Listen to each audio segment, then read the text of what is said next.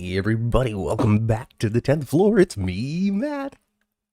Hi, everybody. It's Hey, Kat. hi, hello, hey, hi, hi, hi. Happy Memorial Day Happy Memorial Day weekend. weekend. Yes, Memorial Day weekend is here. It's upon us. 4-day weekend for me because at work they were like, hey, you should take Friday off.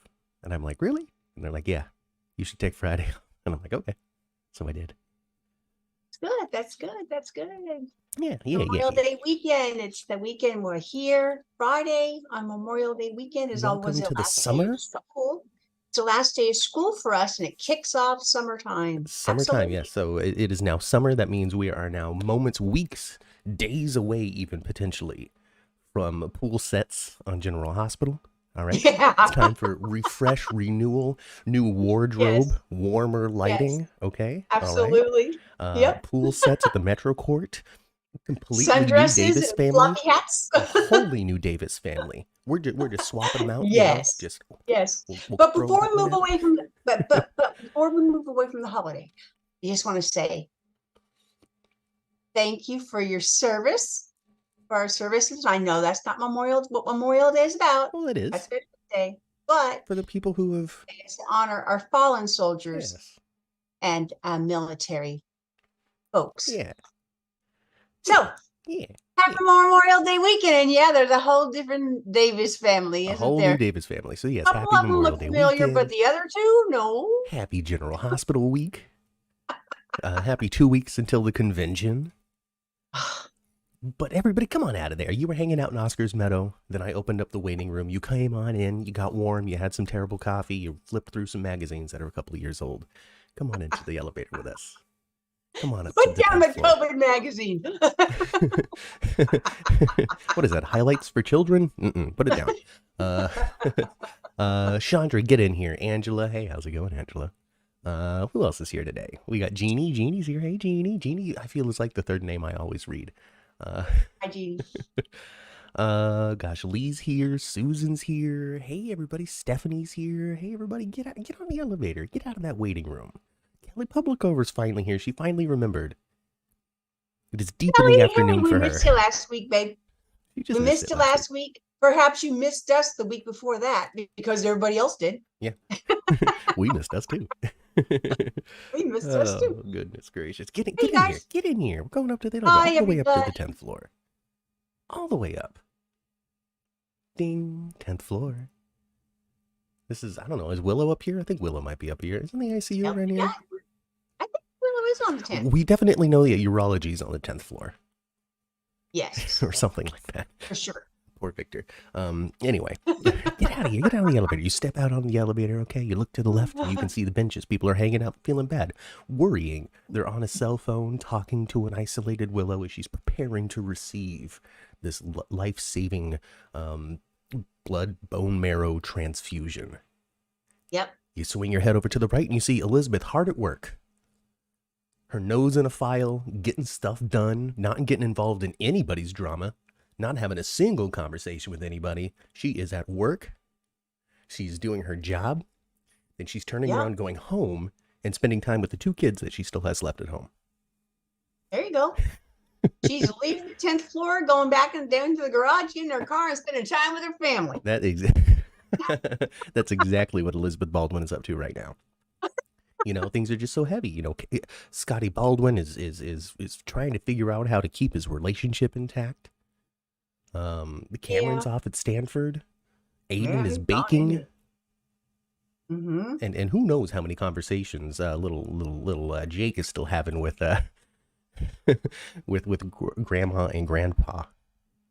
Who knows? You don't know. I don't know. I want her back though. When we get Elizabeth back, can we also get her mom? Yeah. I don't know what they're gonna do with her though. I don't know, Matt. I don't know. She came back and she was all kind of apologetic, and Elizabeth was like, all right, I guess I can sort of see it. Like she was a little more open to her mom than she was to her dad. But this was like 6, 8, 10, 27,000 weeks ago now. Yeah, it was, I don't know. I thought the whole storyline was funky. I think that has a lot to do with why his mom's not there. You know, I said it when we were covering the storyline originally, when it was originally on. when we were seeing it beat by beat, moment by moment. I said that, you know, the audience saw this put together and we recognized that it's a dud immediately. And there's no way that the people putting together the show also saw it and went, no, this isn't working. Because we really didn't get very far with it at all. It was convoluted, you know? It was With the weird whole and Finn convoluted, yeah. involved. Yeah, And the weird, the Finn involved and that's and the thing. his wife and how that, you know, in the end kind of didn't matter. It was so odd. That is the thing, that the inclusion of Reiko and getting shoved down the stairs and all of that, like the repressed memory could have been any number of different things, but it being Finn's ex-wife, and because of the blood transfusion she needed after the injury, she contracted the virus that killed her, and blah blah blah. Yeah, it was very, very Yeah, strange. Hey, Sandy. It was convoluted. But it was a million years ago. And I'm not talking about Ice Princess convoluted. That's a different ball game. That's just goofy. That's just goofy fantasy.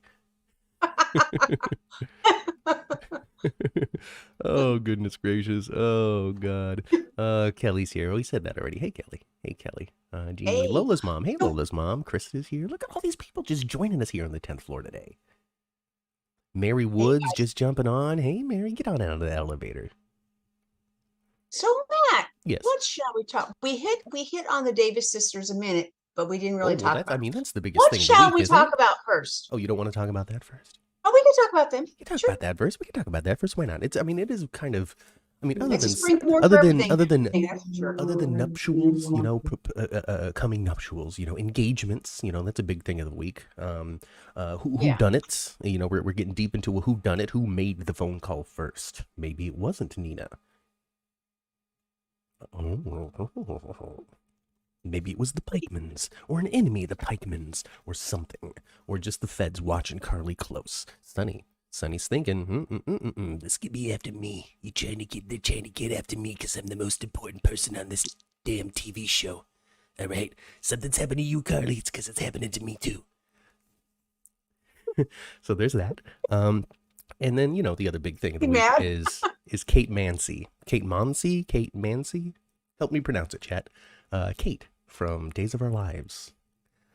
I don't know what character she played on Days of Our Lives, but Kate Mansi. Moving over to General Hospital, taking over the role of Kristina Davis Corinthos Davis.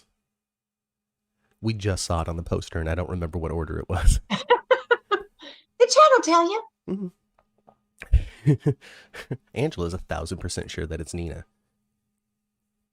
Anyway, we'll get into that later. I want to talk about the new Kristina, because I don't know anything about her from Days of Our Lives. I know that people were like, oh, Abby. Apparently, she played Abby.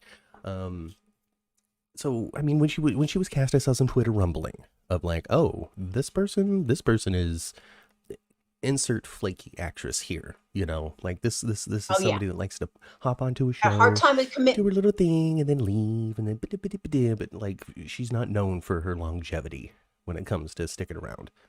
Mm-hmm. However, she did sign a contract, and I'm going to assume the contract is at least 4 months long, right? Isn't that how they do it? Probably something like that. In the beginning, I would think so. She played Abigail Devereaux on the Days of Our Lives. Abigail Devereaux. Oh, and Devereaux's a big family. That's a family name there. You know, it's one of their. You know, all also have the family, right? I mean, Abigail Devereaux. That's a really Devereaux, good soap though. name. I recognize the last name. That's one of the main anchor families of that show. I mean, that's a great soap name. Abigail Devereaux. It's Abigail Devereaux. My goodness, that's such a good soap name. Oh man. Huh. Well, Angela says that she's on for a year. So hey, okay, I'm with it. Yes, as far as she is, then. You know, I mean, we've got a pregnancy story to tell. So yeah, we're gonna have to be there for a year, right? Well, yeah, because we got to lead up to it. True to time on pregnancy, they need to live. We gotta have Molly and TJ and their woo-hoo-hoos. You know, oh woe is us. What are we gonna do? Mm-hmm. And then Kristina will slide in and be like, you know what? I've got a perfectly good uterus. I haven't used it. You know, do you want to put your baby in me? And they could do, and they, I hope they just decide to have Kristina carry their baby, be Molly's egg and TJ's swimmer. Swimmer. I like how you said egg, but you're not going to say sperm, you know? It's okay to use medical terminology on YouTube. That's what I call them, though, actually, regardless of where I'm at. They're swimmers, okay? In any case, um, yeah, I think that's definitely. She played for Abigail for 5 years and was in and out for the last 4 years. Okay, interesting. Oh, wow, Anyway, that's a long run. So she had a very established character over. Well, Matthew, yeah, what do you think? I think that she did a great job. I You think that like she her? slid right in. I think that she was. I didn't. Here's the benefit of casting somebody that's been on a soap and has apparently 9 years of soap experience. Is they know how to play it. They know how to come in. They know how to hit the beats. They know how to play the relationships and get the emotion for the scene. And she hit it. She hit it good. She hit it great. She hit it right away. It's really interesting because that first day it was just Kate on there. Kate with Sam and with Alexis. And so we got the introduction of the new dynamic, the new attitude, the new, I don't know what to say, because there's certain personality traits that I think Kate Mansi is leaning into more than Lexi Ainsworth did. I mean, so far, we've had 2 days, right? So, her spunk, her resistance to her family, her little attitude that she kind of had, I think that Kate Mansi was playing that very well. The disappointment in not being pushed forward with family, regardless. Anyway, the next day though, we had Holiday, who comes in to be the temporary recast for Molly as we figure out that wild situation. Yeah, I found that interesting that they chose to say that temporarily, because I currently don't believe it's temporary. I don't know. I don't believe it's going to be temporary. Just because of the events. I haven't heard a gosh darn thing. Right, of course. We have no idea how this is going to play out. We don't know what the future is. We don't know what's going on. It's not our decision to make. It's only our job to commentate on it and let you know what we think, because we're the ones that had the bravery to start the YouTube channel, and that's the only reason that's the only validity that we have to our opinion, is the fact that we're on here telling you it.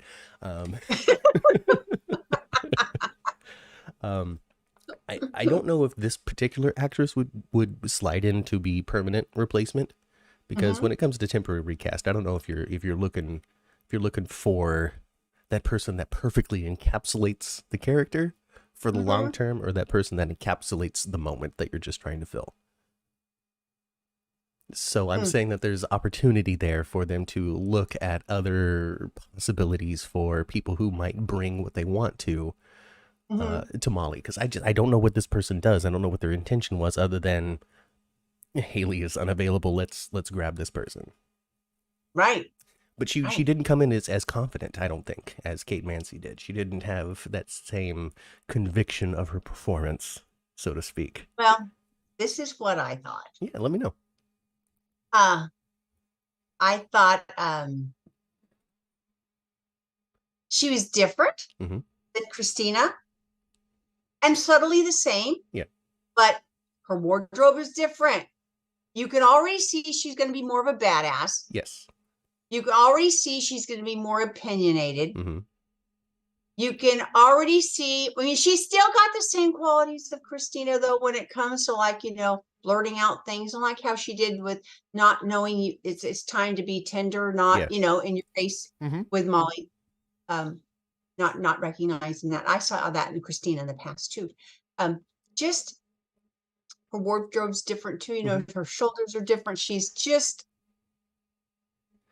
different. I think she's good. Dare I say, they're leaning more into her lesbianism and the way it just turned the portrayal already. I see that. Well, okay. Here's the right way to say it. Here's the right way to say it. Okay, and you didn't say anything wrong. You're fine.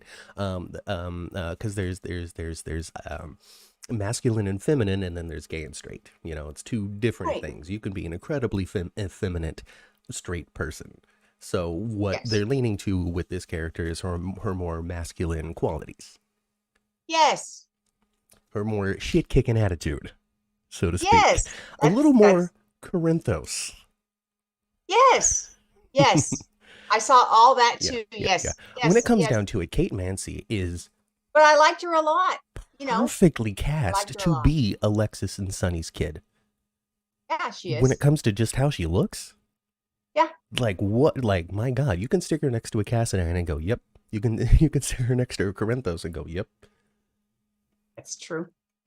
That's good. That's true. That's good. I liked it a lot. Yeah, Marsha I Green. like Hey, her. Marsha. Marsha says I Kate like. is a badass. She was my favorite on Days. Oh, cool. Okay. Well, there's the badass right there.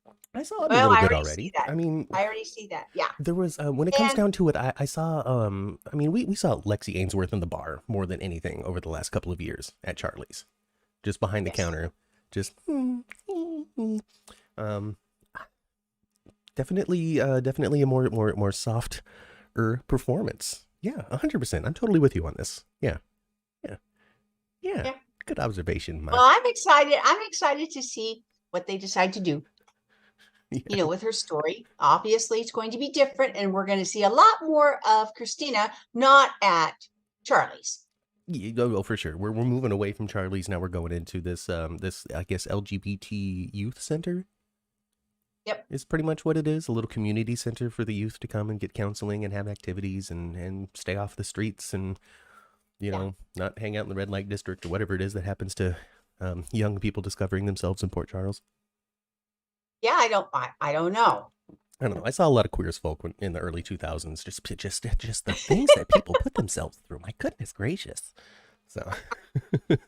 And so Molly, what I thought about Molly was it was very interesting to me.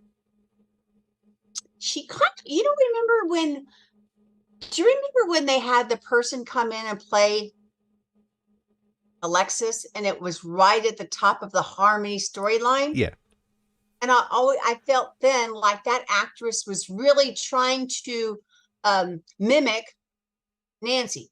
Mm-hmm. I felt the same way in the speech pattern of the new actress, the new Molly Uh-huh. that they're using right now, Holiday. Yeah. I thought her speech pattern, the sound of her voice, the tone of her voice, her phrasing, She was mimicking Haley. doing an impression. It's like me going out there to play Molly. It's like, what do we do? Get out there, I shave. just, even though she looks, looks somewhat different, but she does have pointed features, like Haley does. You know, this Teschner person does a pretty good job when it comes to the physical features of the actors. Way taller though. Way taller, for sure. Way taller woman. But yeah, I thought that just the way she sounded and way she delivered her lines was Haley-ish. Okay. She wasn't trying to change it up at all. She really was portraying her like she was temporary. That's what I felt like. Mm-hmm. Yeah. Angela had said in the chat, Angela, live on-site reporter, Angela Duncan, Ryan Duncan. She was saying that she doesn't believe, just in her experience, that the temporary recast for Molly would become the permanent recast. She thinks that they would go and find somebody else for the new Molly. If we go there, hey, Jakarius. But that was the observation of mine. Mm-hmm.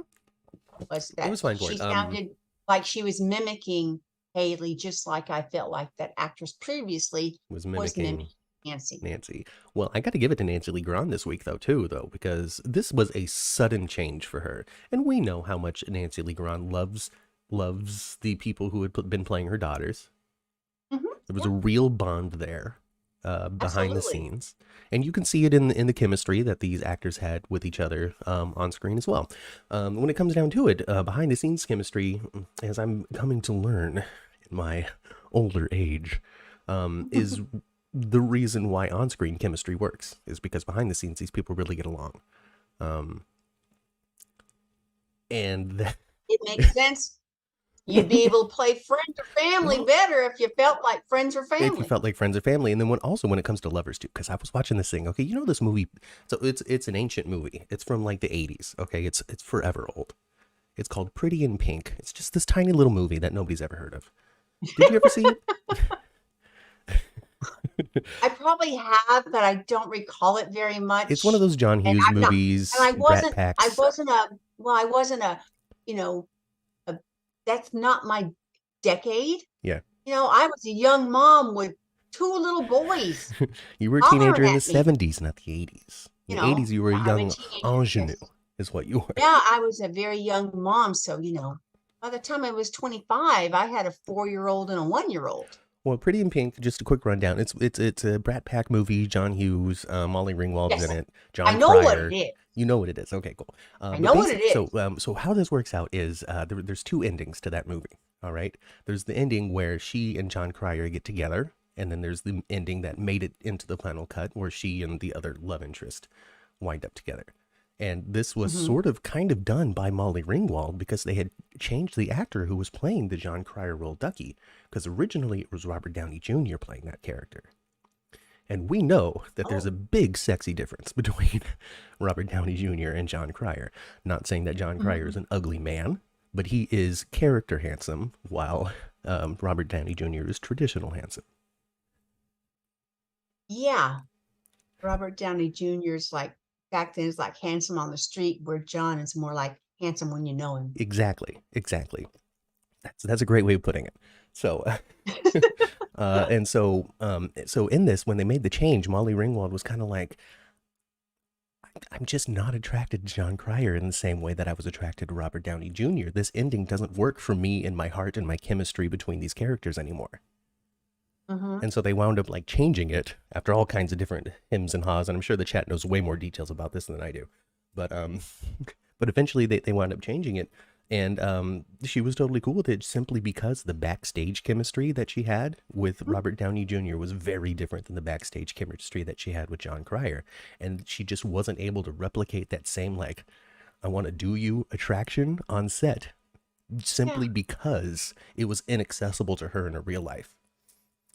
Which then makes me think about all of these on-screen affairs between J-Lo and Ben Affleck and Angelina Jolie and Brad Pitt and all of this crazy celebrity stuff. Because they actually jiving with each other behind the scenes, man. They just can't control themselves. Oh, well, that happens a lot. That happens a lot, where your folks they're doing the nasty when they're cast together, because it's just, that happens there. Hollywood would tell you that, I'm sure. Yeah. When you're young and single, the chances of that happening to you should go through your career, not because you're nasty or anything, it's because it's just chemistry and it happens. Yeah. Spent a lot of time together alone it was Hugh Grant. Now, okay, so some of these older actors, I know we're not talking about GH right now, and Kelly's just having a fit, but we'll get back to it. Some of these older actors are starting to get a little slippy in their tongue as things become more enlightened as to what really goes on with these super rich elite people and their activities and stuff. And so, Tom Hanks is starting to say some really old crotchety old guy stuff. Is he? Oh yeah, he is. I can't quote him, but I came across some stuff. Richard Dreyfuss. Oh my God, Richard Dreyfuss is upset that he's not allowed to play black people. So what the hell, dude? You need to retire. And then Hugh Grant. Hugh Grant was like, man, I miss the old days. In the old days when we were doing movies, after we were done shooting, we would get drunk and fall in love with each other. Now everybody goes home and gets on Twitter. And I'm like, whoa, bro. Actually, Hugh Grant he's a funny interview. I always enjoy him in an interview. He always says something funny. Always. Yeah. And that's funny. Yeah, but still though, it's also kind of maybe a little out there, but it's funny. a little icky in my opinion. It's we used to but get it's drunk and just funny. bone each other all the time. There was extramarital affairs. There was just celebrities all over hotel rooms. Nowadays, though, everything is so calm, peaceful. People are making good choices with each other, not getting drunk and getting into debaucherous activities. This is not my speed anymore. Whoa, Hugh. Whoa. But anyway, hey, Nathan. Back to General Hospital. Yeah, we got actually chat contributed a few soap examples. Ned and Lois, apparently, in real life, like each other. And they got married. Well, there you go. Frisco and Felicia, of course, very famous coupling. And then, of course, the most famous one of all time, of all soaps, Kelly, of all people. Thank you very much, Kelly Publicover, for contributing this one. Haley and Mateo. Yes.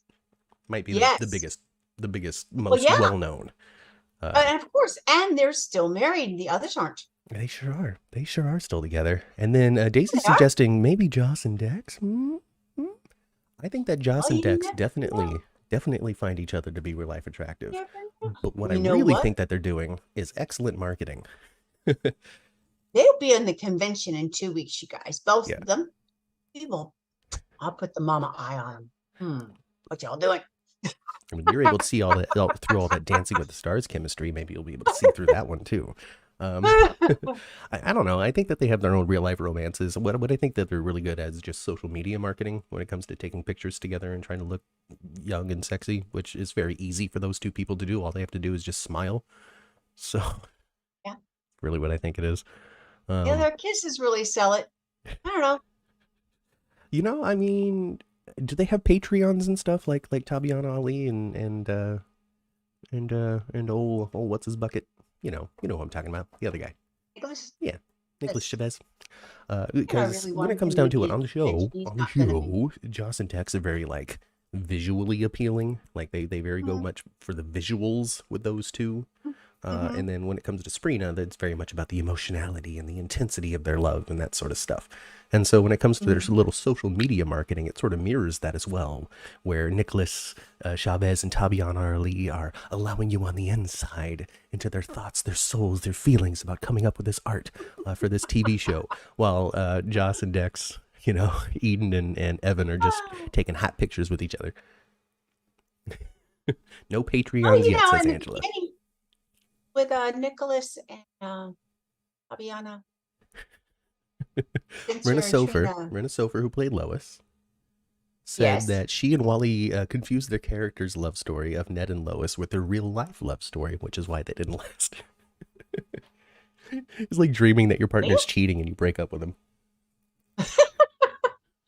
You cheated on me in my dream. This won't last. I don't know. Maybe it was, I'm sure it would, like if you meet, regardless of job, on any job, if you meet on the job and continue to work together, and that goes away, it would have an effect on your relationship. I mean, leaving any job has a effect on all of those relationships, right? Yeah. There was recently somebody at my work that left, and then so there was somebody at my work that was shown the door at the same time that I was training somebody new, and this is a brand new person, like fresh out of high school, never had another job before, type of new, and it was interesting because it's like, oh man, that was weird, and I'm like, yeah, it was, and it's going to be even weirder for you growing up, young man. And listen here, son, let me give you the benefit of my wisdom. It's so weird because you're going to make these relationships at work. You're gonna make friends. You're going to get along with people. You're going to learn about them. They're going to tell stories. You might even have somebody that you tell secrets to. All kinds of different stuff. And then once they leave that job or you leave that job, you never talk to them again. And it is super weird. Now, Ma, you didn't really experience that a whole heck of a lot because you worked with the same people for like 78 years. Did, but I have worked throughout the years, and I'm a very friendly person, so I make friends easily at work. I did. I have literally worked with hundreds of people, being in manufacturing in Silicon Valley in the heyday of it all. I've worked with hundreds of individuals, and yes, I have a little cluster of those workmates that I still keep tight with, maybe 6. But I've worked with hundreds. But the vast majority of people you never see again, you never talk to again. It's like it's just poof out of your life. Yep. It's just one of the most interesting social dynamics that exists. So does that happen to you in a level of being married? If that's where you've actually met, you know what I'm saying? I'm not saying that you wound up working at the same place. Right. That's where you met. That's where you caught each other's eyes. In your first interaction. That was the place. Yes. It had that same kind of effect a little bit. I mean, I'm sure it wouldn't. I mean, proximity is important for all of these sorts of things, right? That's what long distance relationships are difficult. Proximity is important. So I don't know. Whatever. I guess it's how you. Anyway, 78 years. Be nice to Mom, Matt. Come on, I'm a classic exaggerator. Come on, Kelly. She knows I didn't mean anything by it. I've been a hyperbolic man my entire life. She's used to it. And I'm married to his dad. who is 78. I'm kidding. Oh, I don't know. Is that a dad thing? Is he super hyperbolic too? I never really paid attention. It's what I do. It's what I do. However, it does get in the way it works sometimes because I'm like, oh man, we're a million units short. And they're like, what, a million? And I'm like, okay, sorry. My bad. Anyway. I got labeled. Actually, somebody did that at work to me in my last job, and I popped off at her. She's like, well, Kat, you can't leave that out there like that for 6 hours. And I said, good thing my shift's not 6 hours. Melissa is loud. Melissa is loud. Says Eden and Evan cook together. Melissa, do you mean that they actually physically cook together, like they prepare meals, or do they like cook together, like it's sizzling? Or are they just hot? Are they just hot? Which one do you mean by that? I think they're just hot.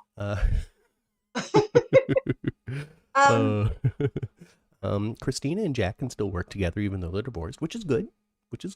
So there's an example of, even though the work life split or the romantic life split, there's still a way, to push forward. I guess sharing kids probably has a big impact on that. I would imagine. Because you would still have to be in each other's lives co-parenting these people. Mm-hmm. Chandra's the same as you. She spent 28 years in higher education and is still only close to about 6 people. Mm-hmm. So, they literally cook together. Well, I hope they're cooking, healthy stuff. They cook together on GH. Well, I tell you what. Okay. Speaking of, maybe it's healthy stuff. I noticed that Eden. She had on this tight-fitting white bodysuit. Okay. My gosh, Eden McCoy, you got a figure and a half, girl. She's rocking it until she can't anymore. She looks good. That white bodysuit looks so good on her. Hey, Josie. You got just a beautiful body. She does. It's when you got it, you got to flaunt it, right? It's only going to last her about 20 years. You know what? I tell you, wear a white bodysuit like that. Wear a white bodysuit like that. If you can, do, and if you can't, and you want to, do it anyway. There you go. Do it anyway.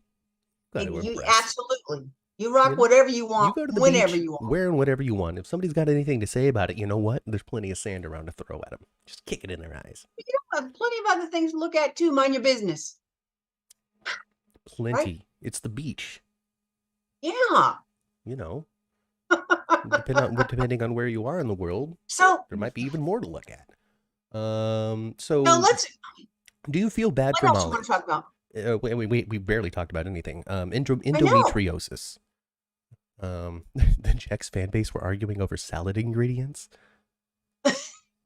What is it with the internet and people just wanting to argue with each other? I don't know. I don't get it. Apparently they turned it into adorable stuff. Whatever. Weirdness. So what do you think? It's the endometriosis. Yes. I think that it's a medical problem that General Hospital is going to cover. Hopefully they're fair and realistic about it. It's really interesting listening to TJ and Molly talk about it, because TJ was like, you were in pain when we were doing it. And she was like, well, sometimes, but I didn't really think of it. And I'm just sitting there being just a dirty old man, just thinking, well, I didn't think of anything at the time because I thought it was your giant dong, but like, but that's not the line that they said. So you did say it was a dirty old man thought. But that's not the line that they said. She just said, I just sat with it. There was a disclaimer there, you guys. Oh goodness.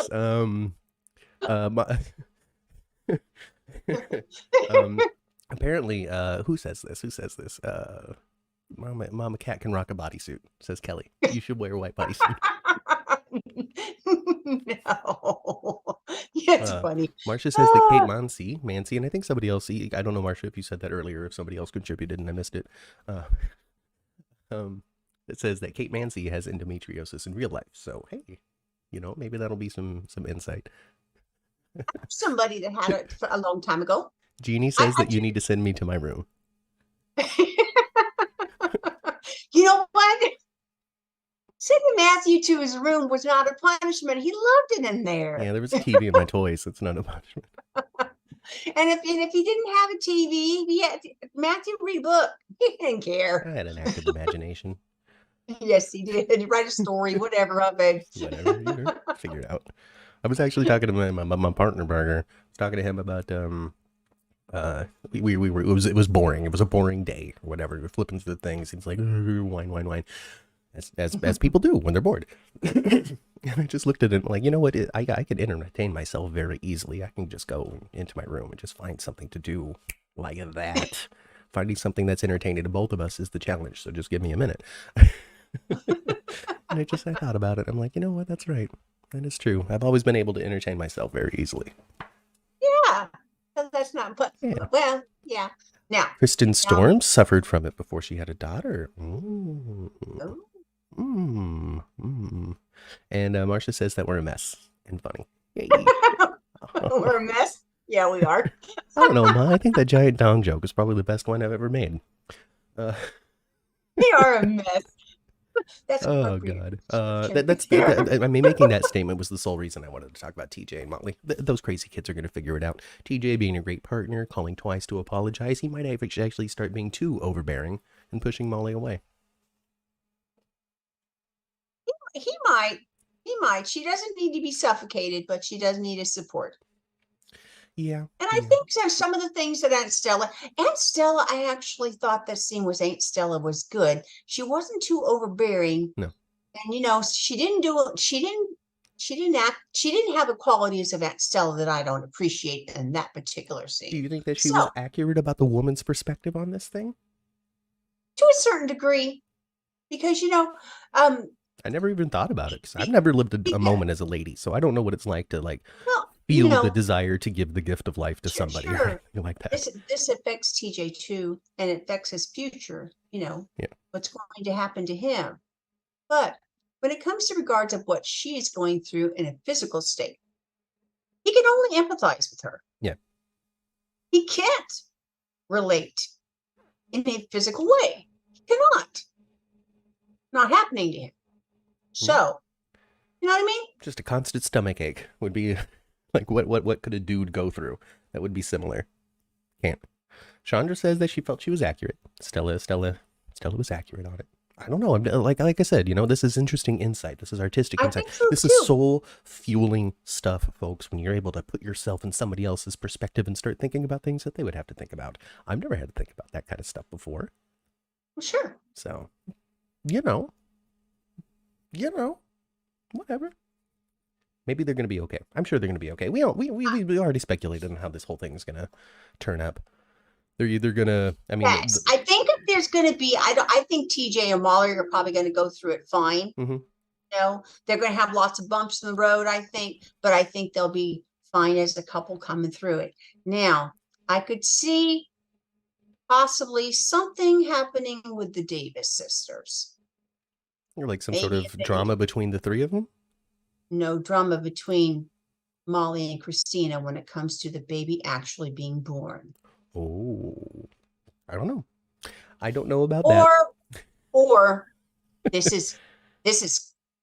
You're right. I can't have. This is not a good fate for Molly. I'm just spinning. Okay, this is not a good fate for Molly. So Molly passes away. Oh no. And now Kristina wants that baby. She carried it. But it's my baby, Kristina. You can't have her. Exactly.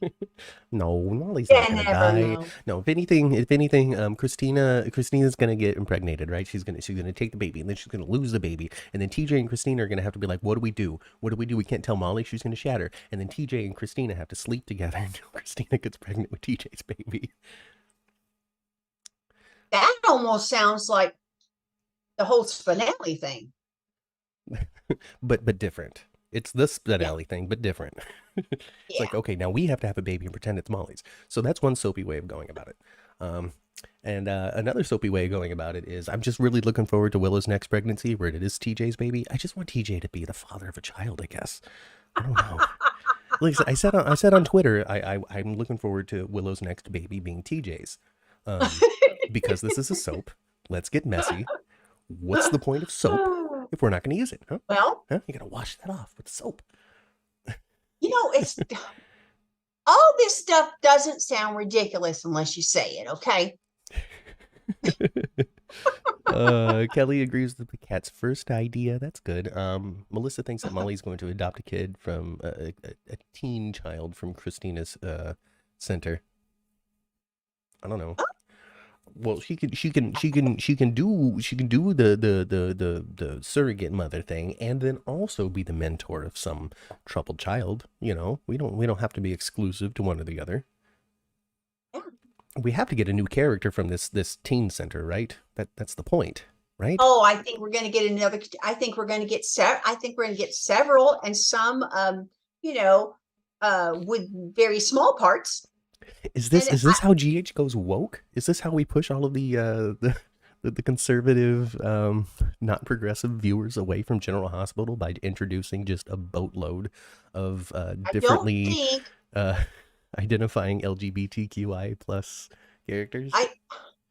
Well, Matt, June 1st is a week away. Yeah, it is. Isn't that right? Yeah. June. Yeah, it's Pride Month. A pregnant teen will allow Molly and TJ to have her baby. Mm-hmm. Maybe. And then after all this baby stuff, regardless of how it turns out, Kristina will wind up with a pass of babies. She's like, oh, just Molly, are you sure you can handle this? How can you be the junior ADA or whatever, and then also raise 7 new infants at one time? I've got time, TJ. I've got time. And then she starts taking pills. And see, the show just writes itself if you just put the characters in the world and let them spin. That's all you got to do. All you got to do is just send them into the world. See what happens. One thing leads to another. Molly adopts 7 kids, and the next thing she needs uppers because she can't afford a nanny. And then Cynthia Watros can give her tips on how to do the performance because Cynthia Watros played a crazy drug-addicted lady on another soap. Did you see her stupidity this week? You talking about Nina?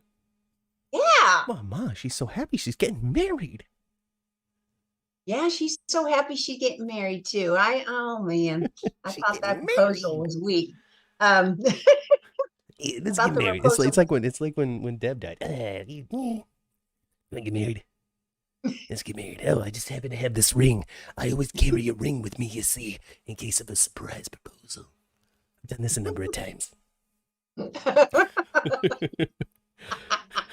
I also put on Twitter that at this point I just need Sonny and Erica Kane to get married. Make it 15 apiece each. Well,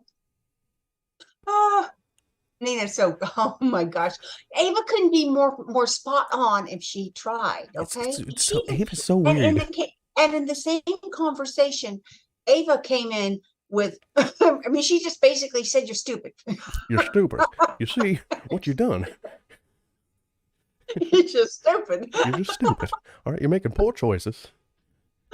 You're walking around all of Port Charles, thinking that you've done the right thing, when in fact you've done the wrong thing because you're stupid. Yes. Nina needs a visit from Dr. Phil immediately to explain exactly why you're stupid. All right. For the last number of years, you treated this woman like dirt, and now you found out that she's your daughter, and you're going to turn that around and try to treat her with kindness and love. Oh, goodness gracious. Anyway, Ava couldn't be any more spot on. She came in like mean to her, and basically just telling her what an idiot she is. What are you doing? And then toward the end, she still told her she was an idiot with some compassion. She's trying to get through to Nina. And now she's like, now it's gotta stick. We got to make sure that the charges stick. Oh my gosh, Nina. It's so weird because what's happening? Yeah. Nina, child, what's happening? Your man's across town making pancakes with his ex, and they're getting along. You better watch yourself. Oh goodness gracious! You don't trust Sonny for nothing. I don't trust Carly either. Matt sounds like Laura's brother. Martin Gray. Anyway, I don't know. Can you not trust Sonny and Carly together? They're both in different romances. You know, they both have No, moved on. I'm not necessarily talking about a physicality right now. Oh, you're just talking about legality. But he's over there making pancakes. Yes. They're getting along. Making bacon pancakes. I don't know about that. And they had plenty to fight about, and they didn't. It's funny because Ava, just a handful of weeks ago was like, you know, you should submit them to the SEC. You see, you know, blah, blah, blah. Like, and then you know maybe Carly needs to be punished. And then Nina does it, and then Ava's like, whoa, I thought we were just being catty at the table. I didn't realize you were actually going to effing do it. Yeah. Yeah. Ava thought they were, and this is a female thing, okay, for sure. Ava thought they were in a shit talking session. Yeah. Oh, she deserves to be punished. You know, somebody should do something about that. But no, I thought we were just talking ass, man. Didn't know you were gonna go out there and call Martin Gray and make it. Are you stupid? Okay. Well, since you did this, Sonny can never know. What? I can't tell Sonny? No, you can't tell Sonny. Have you been in this relationship? Oh, it was too much. But I see, like, I almost see, well, I do see. Nina's going to come up with something even worse. Mm-hmm. I think, because she's going to become desperate and make you go into labor. Nina may show up. Well, now she's trying to separate Carly and Drew. That's her big plan, right? Yeah, so, you know, she's going to try to do something to Drew. So now not only did she put the pot on the burner, on the fire, but now she's starting to stir it too. Right? Yeah. Goodness. I don't really, and then there's stuff and things that happened. Oh, Nina. So yeah, I guess her big plan now is to try to drive a wedge between Carly and Drew and get it so Drew is like, oh well, I can't trust Carly, so I got to throw her under the bus. And since Sonny and Carly had that conversation in the kitchen, basically promising they're not going to throw each other underneath the bus. That's only both of them, true. And I really do believe that. Yeah. I don't think either one of them will. I don't. So that's a new, fresh bond between them right there. You know, and they're getting along. I'm not talking about them necessarily. You know, it sets a ground for them to be getting along and then having that spontaneous kiss. See, it is physical. That's what you're worried about. 4 or 5 months from now. Yeah. Okay. And in the meantime, Nina will just keep on effing it up. Well, Nina's just, she's a crazy person. She's just a crazy person. She is a crazy person. Goodness, it's just there's so many words in the chat right now. Just so many words. There's a lot of words to read. People have a lot to say about this. Ava doesn't like Carly, but she thinks Carly as family. She allows Carly with Avery without issues and calls her in emergencies. Her first question of the proposal announcement was, "Has you told Carly?" Like apparently Ava still holds Carly in esteem, and she pretty much said so this week too. Like, this is Carly we're talking about. This is the woman that gets it all and wins everything. Like, like realize who your opponent is a little bit, please. You know, we don't have to get along to go along. Well, has not Ava already been through all the garbage with Carly? Yeah. Not exactly the same scenarios, but she's already been through all of the garbage with Carly and has figured out how to get along with her for the most part. Now, are they ever going to be in love with each other? Make sure they're invited to each other's homes for Christmas Eve? No. Well, Sonny, we can get married, but I'm always going to be on the outside of your family. No, you're not. I'm always going to be there for you forever. And if I were Ava, I wouldn't even want to be around Sonny all that much right now. because I think he's a little intuitive sometimes when it comes to his ladies, and he'll see Jeannie what's brings going up a on. very interesting What's point, going something to on? consider. Jeannie saying Nina is still mentally in her 20s. And that's something to consider, because she was in a coma forever and woke up as a 40-year-old or whatever. That's true. And missed all of this, how to be in a romance, how to control your emotions, how to not be crazy, vindictive B-word. She Yeah, missed all of that. yeah, and she is. I mean, she not, of course. And then she got crazy bloodline too. You know, it's like a Cassadine, trying not to be a Cassadine to a certain degree. Because look at her crazy evil mother. Mm-hmm. One of the most evil characters I've ever seen on Daytime, even though we didn't hardly see her. She's still a crazy person who did really bad things. Really bad things to her Even own child. separating twins. Even The good twin and the bad twins. twin. Willow the good twin, Nell the bad twin. Yeah. Angela says, I don't think we're returning to Carly and Sonny. I think that they may do another breakdown for Nina and Sonny helps her through it. I like that idea. Like, Nina goes off the deep end, she's super crazy, and Sonny's like, listen, I can understand mental instability and stuff. We're gonna get you on a pill. We're gonna get you off the booze. I'm gonna be there for you. I don't hate it. Why not? I don't hate it either. Well, you know, but I am ready to a certain degree for the two of them to stop fighting every single time they see each other. To a certain degree. I don't know. I don't want to see a Sonny and Nina wedding. Not unless it ends in catastrophe. Well, of course it's going to end in catastrophe. It's a soul wedding. I'll do that. Who's gonna have a smooth ride to the altar? Nobody. And no, I do. What is this?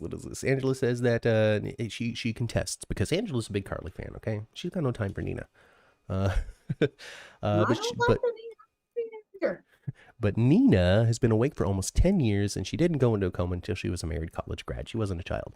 Well, no, but a married college grad could still be 23 years old. That's still pretty young and inexperienced. No matter what she was, I've missed 20 years. And on top of that, too, though, even though she's been awake and alive for 10 years, who's she been hanging out with? Valentine? Jax? Sonny? These haven't been exactly the poster child for controlled emotions or how to deal properly with people. You know what? And of course, it's soap opera. It's supposed to be this way. But, she also woke up with plenty of money. That's true. What corrupts people worse than anything? A boatload of money, especially at a young age. Justin Bieber wrote a whole song about it. We've had 2 weddings, Melissa says. We've had 2 weddings in a row that have ended in marriage. Sonny and Nina's will be a disaster. I'm looking forward to it. I don't know, Sonny. Okay, so Portia and Curtis's wedding turned into a disaster as soon as they said I do. Mm-hmm. To a point where Curtis has been moving through the last couple of months as if he never got married. He said he's going to move back home. I know. What a freaking fool. What a crazy person. He hasn't given Portia one moment of thought over the last several weeks. Then he's like, all right, I'm going to move home, but I'm going to sleep in the guest room till we figure this out. Why are you even trying? You've already made out with somebody else and tried to bone him. Like, let's just... Clearly, Curtis, your heart is not in this relationship. Listen to yourself and just move on. She crushed it for him immediately. I mean, well, it was crushed for him immediately. I can't say she crushed it for him immediately because Stella crushed it for him. It's all Stella's fault for not going. If Stella just went to the dang wedding, it wouldn't be like this. No, but she couldn't keep her mouth shut. And she said that this week talking with TJ. Yeah. Reason why she didn't go, she knew she wouldn't go and she wouldn't be able to go and keep her mouth shut. But at the same time, she really didn't anticipate someone leaving the ceremony either, or leaving the party. Oh, I'm too sick to come. Nobody's gonna come visit me anyway. Whatever. It's just weak writing. I can't criticize Stella for just excuse-filled writing. Goodness gracious. Wait, what happened? Wow, Susan. What happened to Susan? Tell me what happened to Susan. Anyway, they can tell me what happened to Susan in a minute. Still mad that Sonny didn't go to therapy after Nixon Falls. Maybe he did. We just didn't see it. Silas Clay is their father. Silas Clay is their father, but Silas Clay is very dead. And now Michael Easton is Hamilton Finn, holding a boombox in the air like another John Waters movie. Or John Hughes movie. I don't even know what that is. It's Say Anything. I don't know if that's a John Hughes movie or not. Nina couldn't stand Willow until she found out that Willow was her daughter, and now is the perfect mom. Yeah, Willow actually said that this week. She's like, which mother do I call out to? The one that's a murderer or the one that didn't give a crap about me until she found out that I was her daughter? I say neither one. Call out to Michael. Call out to your real mother figure in Carly. Well, that is the closest thing she's had to one in several years. It's like Roseanne. It's like when Darlene and David were starting to get together, but they were both like Roseanne's kids and they're in her heart. Very strange reference too. Sorry, everybody. Susan was in a coma for 3 weeks. Oh, shoot. Well, Susan, welcome back. Oh. Well. Curtis is a dunderhead. Welcome back. Melissa says, Curtis is a dunderhead. He needs to be left by both. Let Portia and Jordan ride off into the sunset as besties without his bald baby self. Well, there you go. And then we lead right into the new storyline of what Matthew and I'd like anyway. We'd like Curtis to be with someone that hasn't seen his bits before. Yeah, somebody brand spanking new. You know, Selena Wu. Brand spanking new. We need Curtis to also just start to lean into his more nefarious tendencies. But actually, I have been surprised by Curtis of late.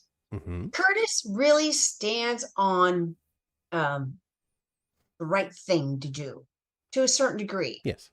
I was a little bit surprised with this whole Miss Wu thing because he seems to be a very righteous man. Yes. That follows that within his own actions. He was desperate for Marshall's file. Yeah. And now he doesn't know how to get out from underneath it. True. That didn't even help him.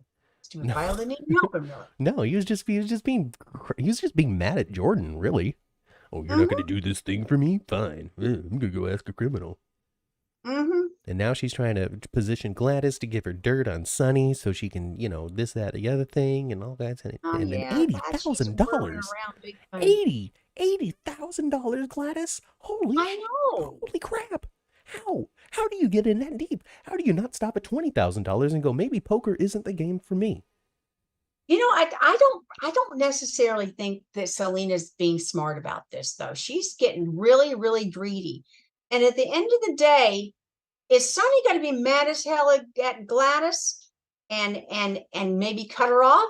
Perhaps. Punish her for sure. Maybe cut her off. But he will not let Selena Wu get by with this. No, things are heating up. Things are heating up on several burners here on General Hospital. We had the big blowout. Victor's gone. Victor's dead. Victor got blown up. The WSB has killed Victor Cassadine. We saw the body. And we didn't see. And I wanted that will this week. But they better read a dang will next week. Maybe they will. And so now we got an open canvas. We got to develop the things. Willow's getting cured. We're gonna move on to her recovery. Yeah. On Tuesday, Monday's going to be repeat. Yeah. And you guys, and I saw that Monday's going to be repeat, and it's going to be the last episode that we got to see our darling Sonia on. Sonia Eddy? Yeah. It was the last episode that she was on. I don't understand. It will be the repeat on Monday. Oh, I see. Okay, that's what you're talking about, Monday. Okay. Yeah. Gotcha. The Monday, the holiday. Okay. That's the episode that will be on. Mm-hmm. Okay. So Tuesday, we're getting back into it. Tuesday, we are, I guess, figuring out what's next in the life of Willow. I told you guys, I told you last week, Tuesday she's going to be sitting up with one of those little gelatin, red gelatins from the hospital. She's going to be sitting up eating that with a little white fast plastic spoon. That's what's going to happen on Tuesday. She'll be fine. I'm so weak, but I'm fine. I'm starting to feel better already. Oh, I can already feel the purity of my soul returning. I believe that maybe I can start doing Snow White impressions again. At least I hope so. You know, Michael, even though cancer is riddled in my body, I really think that you should find a way to forgive your father. Yeah, you're totally right, Willow. That was for you, Kelly. I know you love him. Get tissues for Monday, says Kelly Publicover. You're right. Let's get some tissues. Let's honor our Sonia Eddy. Yeah. Yeah, and then you know, last week we talked a little bit about Jackie Zeman passing away as well, so that's a bummer and still sad and still kind of weighs on us, but we'll see what happens in the future. I believe last week Angela said that we got scab writers already in the writers' room as the WGA is on strike. So I don't know what sort of impact that's going to have on our daytime soaps, if any. Maybe they'll get better.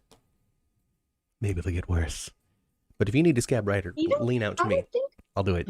I would think that all the other studio would be struggling with this to a certain degree because they're not writers. So they're not on strike. Okay. Yeah. So they would just be not showing up for work. Right? Sure. Yeah. Yes. However, wouldn't you feel conflicted that you would want to support the writers of the show? Well, so everybody's pretty much in a union. Know. It just is difficult. If you have regular work on a show, you're in a union, whether it's SAG, whether it's the WGA, whether it's the Teamsters or whatever it is, whether it's in any number of different unions. It's highly unionized.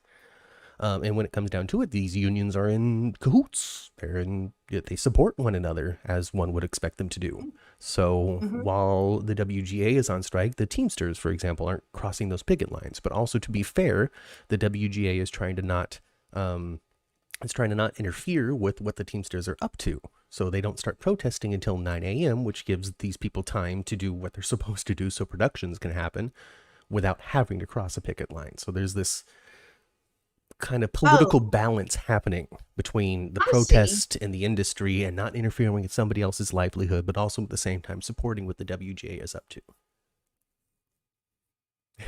It's a little funky. So if you're an actor and you're not doing it, like Mayim Balak, I can't say her name, Blossom. She's a Jeopardy host who isn't hosting Jeopardy right now in solidarity with the WGA. But she's not been fired from that. There's no trouble from that. She's in solidarity, so she's not coming to work. So they're using Ken Jennings, who's this big celebrity player of Jeopardy, to host for now until she comes on back. But there doesn't seem to be any sort of harm or foul or controversy based off of these decisions. Saturday Night Live is not on right now because of the WGA strike. Yeah. So, a lot of these daytime talk shows aren't happening. Award shows have been postponed. I know. So, there's impact. There's impact, but I don't think that there's like heavy drama. I don't think anybody's getting blacklisted from this or ruining their careers over decisions they're making. Well, I was just thinking like in an internal way, how did that person feel? They kind of feel like they have to go to work, but they feel like they're, not supporting in a way that they should. Yeah. Well, I don't know. When it comes down to it, I saw this little breakdown saying that the WGA was just like, listen, you know what would end this? $68 million. Just from Netflix, just for example, Netflix. If you invested $68 million more into us, then we would be done. And that's nothing. Oh my God, that's nothing, Mom. $68 million in Hollywood is nothing. That's not even the production of a movie. Yeah. I don't know. Are the actors going on strike? The actors might be going on strike when the writers are done. Oh my! Because SAG is not happy either, and they're biding their time. They're waiting. They're seeing what's going to happen with this writers thing as they prepare themselves as well to maybe go on strike immediately once the WGA one is over. Oh boy! I don't know how that affects soap operas though, because I don't think that they're in the same division of SAG as everybody else. So, no. There we go. Angela's saying the soap actor right there. See, Angela always contributing live on-screen reporter. Angela Ryan Duncan once again with the scoop. Angela, we can hear you. The soap actors. I don't know what she sounds like. The soap actors are under a different SAG contract, and theirs was renewed last summer for another 3 years. So they're good. They're not in any sort of contract dispute time. So we're okay. Okay. Oh boy. All right. Just nonsense, just craziness as people try to get their cut of millions and millions and millions and millions of dollars. Yeah. You know, if you're a Netflix executive and you were bonusing yourself $128 million a year and the writers are like, we want 68 million of that, just do it. My God, how much money do you need? I've never had a bunch of it though, so I don't know what it's like. I've never crawled into that mind space. I've never gotten a check for $3 million and went, well, can I get one for 4 then? Let me push myself. Maybe I can get one for $10 million next. I've never been in that position. Oh, goodness. I don't know how I would be. Oh, goodness gracious. So I want to see Uncle Victor's will next week. Yes. I want to see more of I want to see the pool set go back up. I want to see something there. Fido, where are you? Fido, when's that pool coming back up? Yeah, I want someone to accidentally on purpose push Nina in it. That would be hilarious. Oh, no, I'm Cynthia Watros. I don't get wet. All right? When I bathe, I just I wipe a damp cloth across my body. I don't get wet. Okay? I'm Cynthia Watros. I don't think she's like that. If you treat the workers right, they wouldn't have to strike. I support them, says Chandra. Well, there we go. Daisy's union is supporting the WGA. What union are you part of, Daisy? You working in Hollywood? You getting me a job? Daisy, get me a job? Daisy, get me a job? Angela says the pool is set up and they have pics of it. Because Angela is the official live on-screen reporter, on-site reporter, Angela with the scoop. The pool's... What would we do without Angela? I'm going to be a silly fan. That means I get to see the pool in 2 weeks. Let's see. We talked about Curtis and Portia and Jordan. We talked about Stella and TJ. We talked about TJ and Molly. We talked about the Davises. We talked about the new Kristina. We talked about BLQ and Chase. No, we didn't. They sang. Chase sang Brooklyn a song. Yes. I thought it was cute that he made his brother hold the thing up for him. And, I thought, that was cute. Tracy is just too much, isn't she? Tracy was just too much. The perfect reverse psychology matrimony maker, just love maker, a matchmaker. Tracy going, all right, these 2 crazy kids just need to be pushed together by saying you don't belong together. Well, yes, we do. What do you know, you crazy old granny? And then I'm gonna say it though, it was very, very strange for me, just from a presentation standpoint, an editing standpoint. Why did we put scenes in the middle of Chase's song?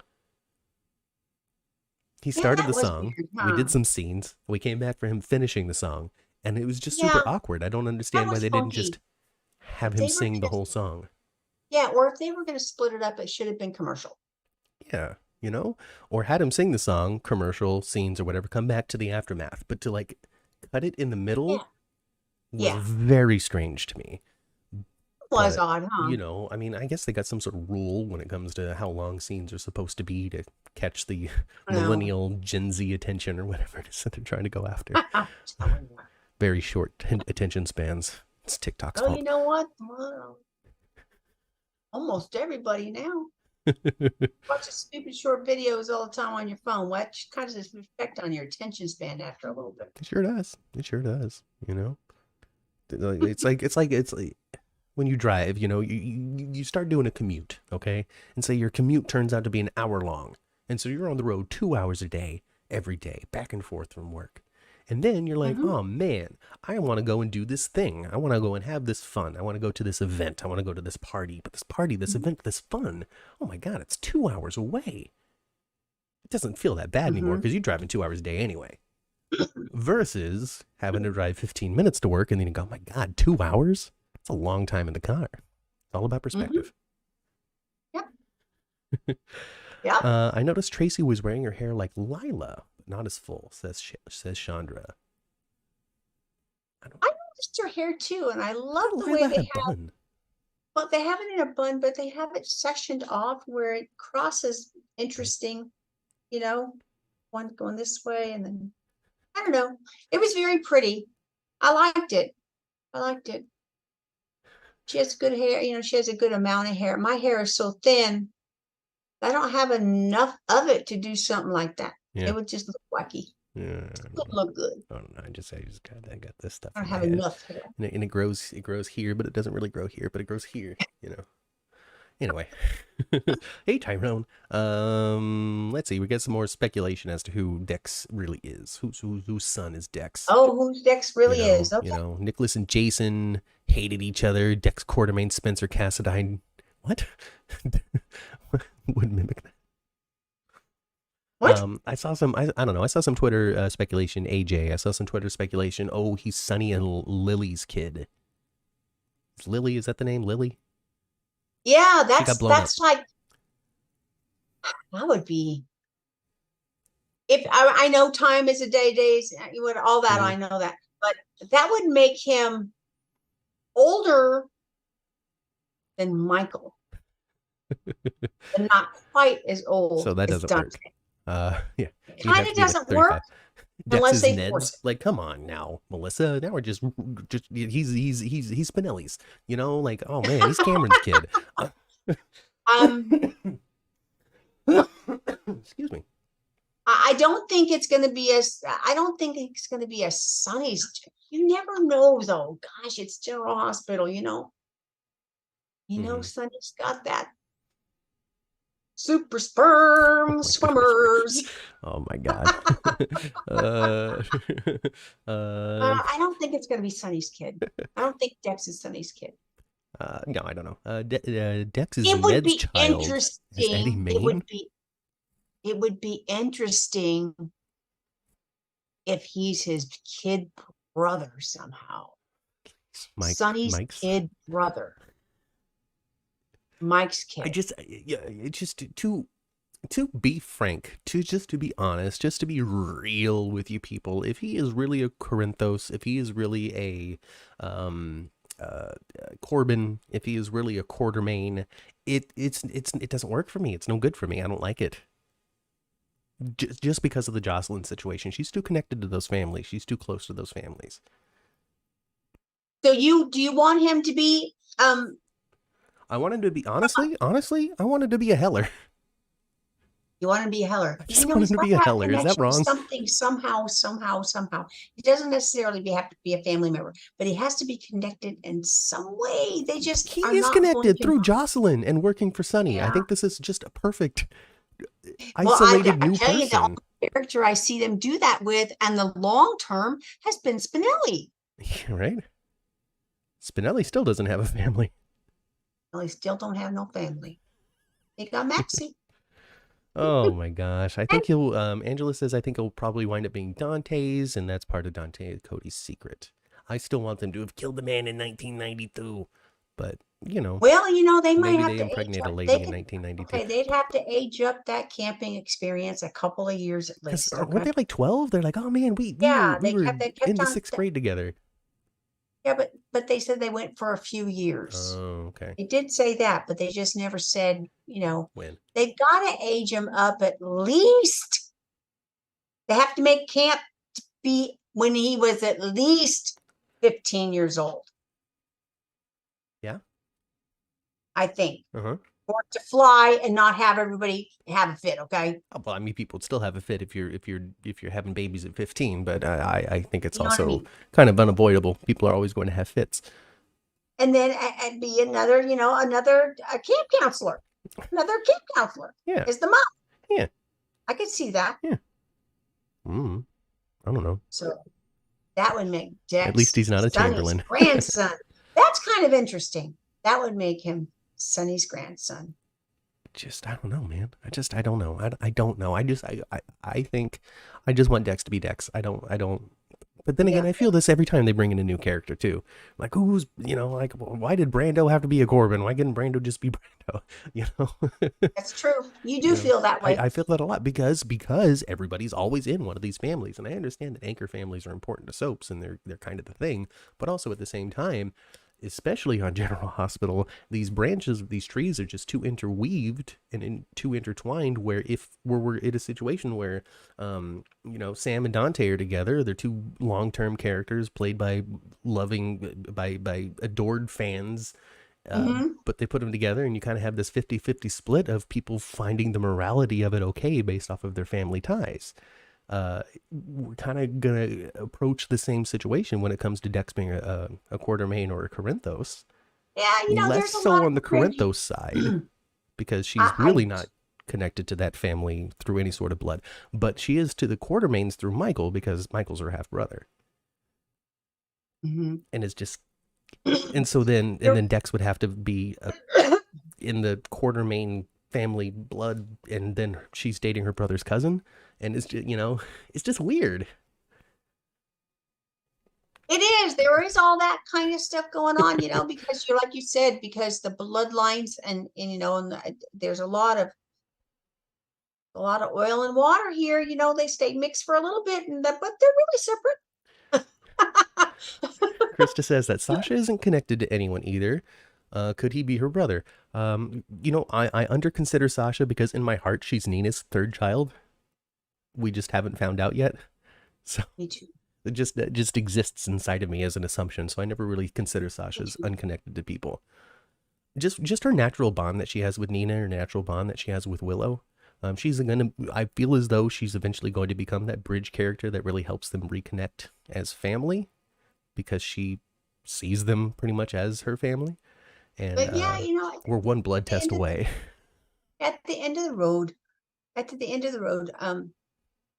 Nina and Willow will probably reconcile, unless they just write Nina they give her a Heather twist and she goes spinning off. Okay. If she doesn't do something like that, they will eventually see each other Dex down the road. Robinson. And in soap operas, that's historical. I mean, look at Kendall Dex Robinson, Dex Ashford. Come on, people. He's Curtis's real child, Melissa. Yeah, we'll see what happens. We'll see what happens in the old Dex. How he fits. Yeah, hopefully just with Jocelyn, and he just stays a Heller, and we have this how do I get out of the mafia thing, and then I don't know. Sonny's so giving right now that he might just go, hey, get out of here, crazy kid. Don't tell anybody what I know. All right, I'm trusting you. Don't let me down. Yeah. And then Twitter hates Diane. Well, I still love Diane. Before we went on the air, I said I found it to be odd that she would tell Carly one of her options is to rat out on Sonny. But then you had said, hey, she's just being a lawyer. I think she's just being a lawyer. I think Diane does a good job of doing that. Hey, she was giving, I think she was treating Carly like a client to a certain degree, it's like, these are all your options. Yeah, it's true. She got to kind of keep them separate, didn't doesn't say she? She didn't encourage her to do it. Yeah, she didn't said tell that her. You could. You could. That's it. Justice Department is, I don't know. It's a conflict of interest, though, to a degree, isn't it? Yeah. Whatever. Sideways tangential reality. It doesn't have to be realistic, right? Right. Oh, so maybe Diane's smart enough to know that it'd get thrown out of court because it is a conflict of interest. Well, Twitter hates Diane, but the chat loves her. So. Well, I love Diane. Oh my goodness. I wish she was going to be at the convention in 2 weeks. I would love to meet her. Yes. And I think her and Robert are going to get back together. And I say good riddance on Holly. Robert. I'm not going to miss Holly after this go around. So I would like to see Ethan back again. They have to be a great actor with what was the flippin' point? Oh my god. Exactly. What was the point? Is it that you had already like committed these resources and cast all these people, and then real Ethan was like, "Nah, I can't do it." Like, yeah, I don't understand. What was the point? I thought we were gonna get like, Ethan hanging around town for a little while or something. But no, I was who excited. was this person, and why did they even bother doing it? I was excited. I was excited to have, the original one back. Yeah, honestly, goodness, I was excited for that. If I can't have Tony Geary, I'd like to have what's his name, Nathan Parsons. Yeah, something like that. Yeah, I like to have him because I loved him as Ethan. I thought he was such a little. Luke Jr., just like Jocelyn, little Carly Jr. Melissa says that Anna's confusing. Last week she was pro Holly. This week she's pro Diane. Maybe she's just pro Robert being happy. I think she is. Yeah. That's what I think. And I thought and her wardrobe was different this week. We've been seeing Anna. Yeah, it was like a long dress, right? Yeah. She's been wearing long pants. dress like a we always see her pants, some little booty shoes. And we saw her in a flowy red and white dress, and it looked quite pretty. Yeah. Oh, that's nice. Holly and Robert were good together in the 80s, but let's see Robert and Diane together. I think they're fine. People just Nathan Parsons, says Melissa. But that's what you said, right? Isn't that what you said? Mm-hmm. Okay. Maybe the actor wasn't down for a 2-day role. I mean, if that's the case, then I just don't bother doing it, really. Like, in all reality, the whole selling Ethan's life and then Tracy buying it and all that, like, it contributed nothing. Yeah, it contributed nothing for me. All it did, as a longtime viewer and someone that loved the character, what it did was get me excited and disappoint me very quickly. Yeah, there you go. Anna got hair extensions. The hair looks longer and great, says Melissa. Very pretty. So, Anna's a very pretty lady. Yeah, she is. She's not an ugly person. How dare you, Mom? No, she's so elegant. Are you kidding me? We've got nothing but positive news for everyone, all right? It doesn't matter if it was Ned. It doesn't matter if it was somebody else. We're going to make it through. I tell you, in a couple of weeks, even though, is he capable of it? Yeah, he's capable of it. But everybody should be writing themselves. And I'm sorry, letter to Ned, maybe kissing on his butt a little bit. Come on. Or no, Ned. They're like, just admit it, you're an ass. I'm like, I didn't do it. Well, Chandra agrees that all Ethan fans were disappointed. Melissa wants to know where Dylan is. Dylan's off living his life away from the drama. That's what he's doing. He's off being like bi or something. He's a gay dude. I don't remember, but he's off doing something. No, he's nice. He was hanging out he's off doing something. He was split, dating the ghost of Kiki. Quarter made he hit it. Dylan, he was a photographer for Crimson or something, wasn't he? Yes, he was. Yeah, and then he was dating Kiki, and then they broke up, and he moved away. I remember this was something that happened when I first started watching it a couple of years ago. Yes. Yeah, that's what it happened. He moved away. He was just like, I'm done. I'm out of here. The character of Dylan was a much bigger deal and part of the teen set back when Maxie and Lulu and Georgie were still alive. We're teenagers. Older teenagers. Daisy says that Ethan needs to come back. Dylan is allegedly in Hollywood being Quentin Tarantino. Okay. I guess he's a Hollywood director. Yeah. Is he a director? That's right. Okay. Yes. Again, when it comes down to it, these I've become world famous for entertainment storylines and jobs that soap characters have. I've never been for.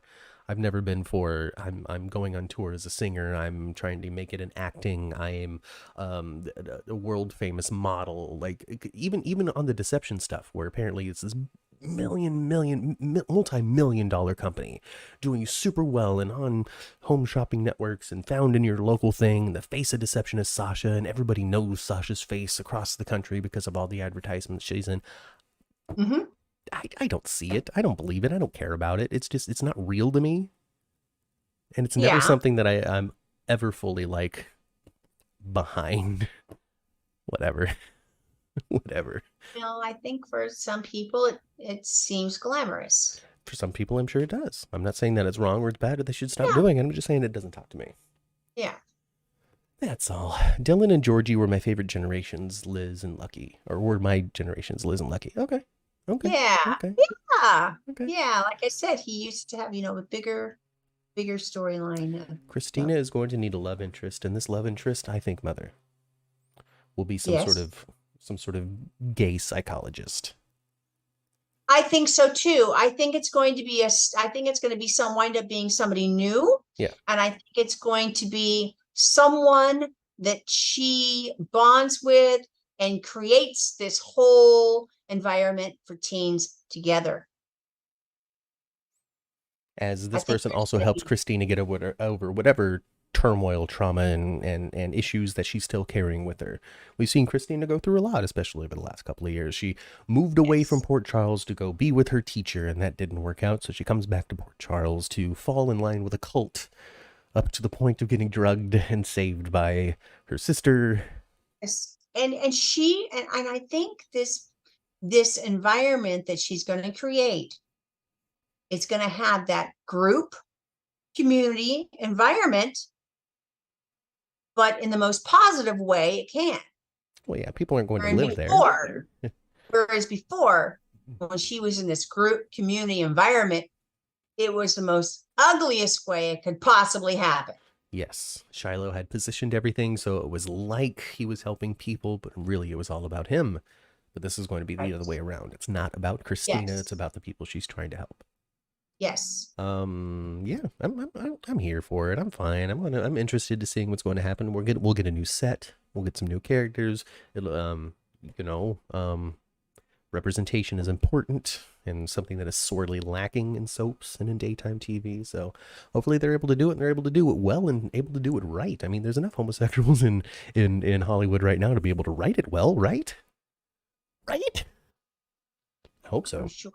I mean, the perspective has to be there. It has been there since the very beginning. You think that it made those ruby red slippers ruby red because a straight man came up with that idea. That's hilarious. Oh, goodness. I hope the lesbian psychologist is Serena Baldwin. Isn't she in the army or saving the whales or something? I wish I could have faith in GH when it comes to Funny. Kristina, but all That's they'll do is funny. drop the ball. I don't trust the writing at all. Was that Melissa that said that? Am I giving the wrong credit? No, that was Melissa who said that. There you go. Yeah, Nathan, you take it or leave it, like it or don't, have faith or not, whatever. Just tune in, give them the chance. So long as you're tuning in, you're giving them an opportunity to impress you and entertain you. And if you stop watching, then well, they got a little less opportunity to do that. So I don't know. See what happens. Maybe after the writer's strike is over, people will be more inspired to close the loop on these stories a little more tightly. Willow is very conflicted on who to lean on, says Kelly. Before they found out they were mother and daughter, Nina and Willow couldn't stand each other. Now Nina wants to be the perfect mom. Oh, I don't think Nina has the ability to be the perfect anything for more than 15 minutes at a time. But Mom, all Nina needed was the chance to be a mother, and she could show the world how great of a job she would have done. She didn't get a chance with Nell, and now Willow's not giving her the opportunity. All she needs is a chance. Well, I think that her past actions have proven that not to be correct. Maybe Reverend Uncle Cyrus can provide the spiritual guidance to the youth center while he's on parole. Heck, Sonny got out of prison, so can Cyrus, says Chandra. Reverend Uncle Cyrus. I'm with it. Anything. I'm telling you Cyrus what, if I had small children, well, I do have grandchildren. If anybody ever walks up to them and introduces them as Pastor Uncle Cyrus, Reverend Uncle Cyrus, you boys and girls, run. Reverend Uncle Cyrus Renault. And you know what, you guys? I told my children the same thing about Mr. Rogers. I said, Mr. Rogers is fine, but if a person reminds you of Mr. Rogers and kind of like is that way, and you don't know them, You come home. I can't believe you're accusing Mr. Rogers of being a child diddler, Mother. My goodness. My goodness. But Not Fred. I didn't say the one on television. I said to you children back then, too. Somebody who reminds you. I'm talking about the one on Now, TV. if you run into Mr. Rogers, he's probably safe. But if somebody who's like Mr. Rogers, then no. What? Well, I don't know. I was a weird mom, I guess. I'm like, if someone changes their shoes in front of you and wants to talk about their sweater, you guys run. Reverend Uncle Ponytail. Reverend Run. Oh, goodness. Oh, boy, you guys. We're going to go in the elevator. We're going to the cuckoo pile. Oh, Dylan took a job out west and Kiki broke up with him because he cheated on her. Oh, Dylan. Dylan, don't cheat on people. Like, if you feel like maybe you're going to be leaning in that direction, this is what you do. This is what you do. It's going to be very challenging. It's probably going to ruin the mood with the person that you're with, but it's the right thing to do. All right? You're getting there. You're feeling hot and heavy. You start to make out, okay? You're feeling that surge in your body, and you're going to push off, pick up your phone, dial Kiki, and say, Kiki, I'm about to bone this other lady. We are no longer together.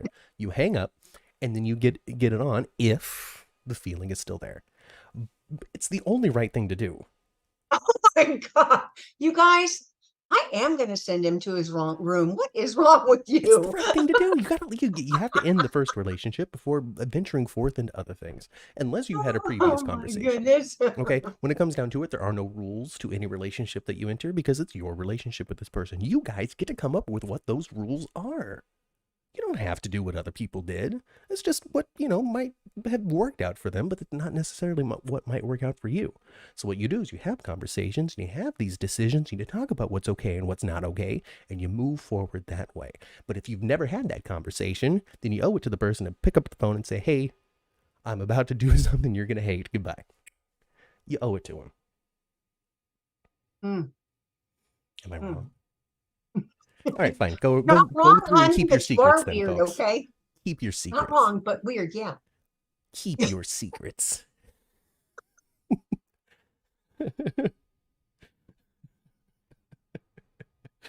Oh, good. Maybe I'll write a pamphlet. I'll write Melissa's already named it. Matt's bone phone, a breakup procedure. I'll write a little short booklet, and I'll self-publish it on Amazon, and you guys can get the entire perspective on how to do this properly. Guys, don't encourage him, okay? Kidding. Please encourage me. I need all the encouragement in the world. Love, politics, medicine works out. I'll write a book. Write myself a little novella. Self-publish it on Amazon. Sell it to you 4 people. That's what I'll do. Cool. That's what I'll do. It won't be the same story, though. It's got to be something else. Some sort of romance, something with drama. Something different. Something entirely different, yes. I don't know. We'll see. We'll see what happens. Shady Sunday, says Kelly. I don't know. James has been not doing lives on Sunday recently. So I don't know where you're going to get your Sunday shade. I guess here is the closest thing. I don't know. There's some accounts out there. No, we're never got full shade. We're always partially sunny. Oh, we're more shady about our own lives than each other than the show. Oh, goodness. But that's it for me, though. I'm getting on the elevator at this point. Me too. So, Kelly, excuse me, Melissa just gave me a participation trophy to encourage me to continue to be the way that I am. So, thank you very much, Kelly. Melissa, excuse me. Oh, gosh, there's just so many people here, so many names, so many people that I like, so many contributors, major contributors to this show every single week. And I just love to see it, and every once in a while I say the wrong name, and I'm sorry. Gosh. This podcast went off the rails, shouts Kelly. We sure do. We sure get off the rails sometimes. It has everything to do with how much content there was in GH during the week. Because we like to talk for at least an hour and a half, hour 45 minutes. It comes natural to us. And if GH gives us a lot, then there's a lot for us to talk about GH. If GH doesn't give us a lot, then we go off the rails. But hey, you guys watch the show. You don't come here to for the recap, do you? You come for us, right? We say weekly, we don't know a thing. We don't know crap. We would be nowhere near as legitimate as we are if it wasn't for Angela. And the only reason Angela knows all this stuff is because she's an actual soap news reporter. Oh gosh, but we love having you here, Angela. We love having Chandra here. We love having Kelly here. We love having Jeannie here. We love having all of the people also who watch and don't participate in the chat. We love having you here too. We do it for people like you and not just the people who are talking in the chat. There's even a whole mess, hundreds and hundreds and hundreds and hundreds and hundreds of people who listen to us audio only. Yeah. So There is. awesome Well, hi, for you guys too. Thanks. We haven't thought. We think about you. All the time. Don't know your names, but we think about you. All the time. So, goodness gracious. Melissa says she comes for the entire sideshow. So, good. Oh, goodness. We love having Tyrone here. Lee shows up all the time. You know, Krista. You know, I'm just, I say names. Daisy. Gosh, Daisy. We love Daisy too. We sure do. Because Daisy's that contrarian out there, she's the one out there going like, I know that you like this stuff, but I'm going to give you that opposite perspective where I don't like it. And that's good. That's good. That's good. Anyway, as Chandra's telling you right now in the chat, follow us on Twitter at 10th Floor GH. Okay, I'll get into the spiel in a minute. You can also get us virtual Corinthos coffees at buymeacoffee.com/10th floor. And stay tuned to that too, because definitely coming up over the next 7 days, I'm going to be putting up the way to get involved in the convention chat. All right, we're going to do a live Zoom event. I don't know what to call it. That's what they always call it, right? A live Zoom event. But what day should we do that? We gotta think about that, huh? I don't know. We'll figure it out. Yeah. Saturday will probably be our latest day when it comes to probably. I don't know. We'll figure that out. So just pay attention over the next few days on the thing, and I'll tweet about it too. And then you'll be able to get your invite for the thing. You'll be able to buy your invite. It's going to be inexpensive.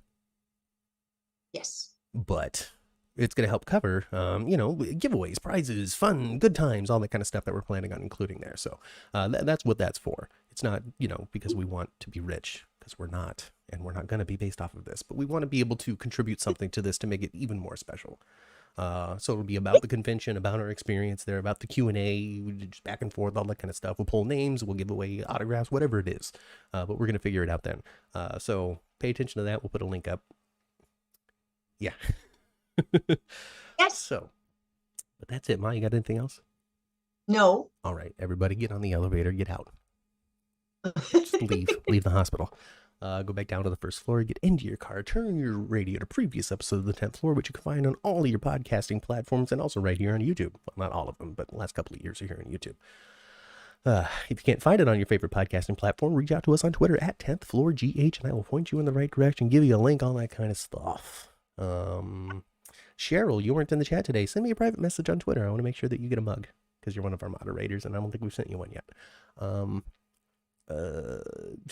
What else is there, Ma? I think that's it. All right. That it? Get the heck out of here. Go spend some time with your families. I've been Matt. I've been Kat. I will catch you next time right here on the 10th floor. Goodbye. Have an awesome GH week. Says Kelly. Bye.